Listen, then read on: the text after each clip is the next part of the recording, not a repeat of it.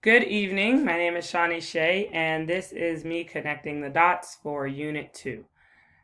I started my sketch map with segregation probably began with the onset of different life forms. So here you see that that's where I started kind of to begin the concepts that we're talking about. And then here, just like a quick backdrop, Black people living in Africa. Unrelated to any of what's going on, just the idea that Black people definitely don't start their history with segregation. Moving on to the transatlantic slave trade here.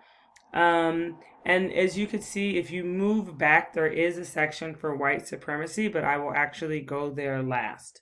So here we have the transatlantic slave trade, and here is this class that I'm in now.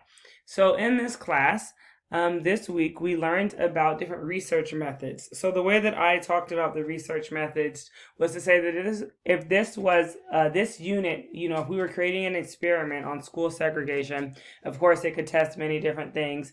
Maybe white supremacists would be the independent variable, and Black and Latino students would be the dependent variable. And that was kind of how I related that part of information to everything else that we talked about, which was a little bit more abstract in terms of it being about like events and historical stuff.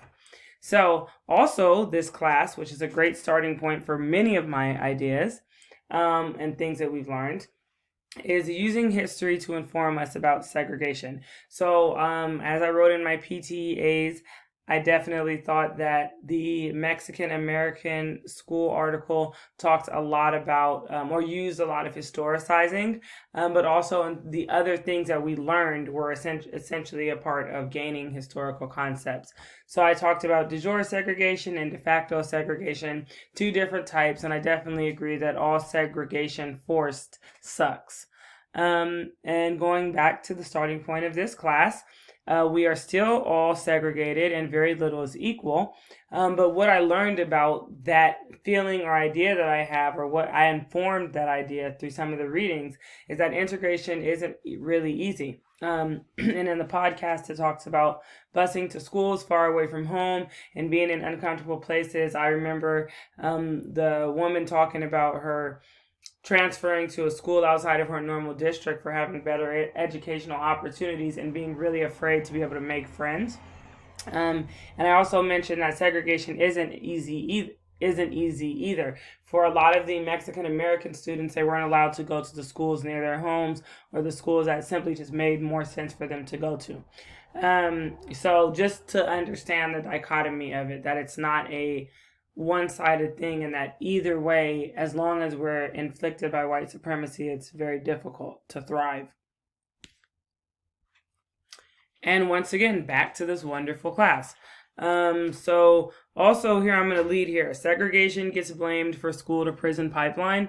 We talked about that in the, segregation starting at pre-K, and I think I stated this in one of my last assignments, but it's my belief that segregation starts at birth, right? The identification of different races, number one, it's a fallacy, but furthermore, it's perpetuated in a way that supports white supremacy.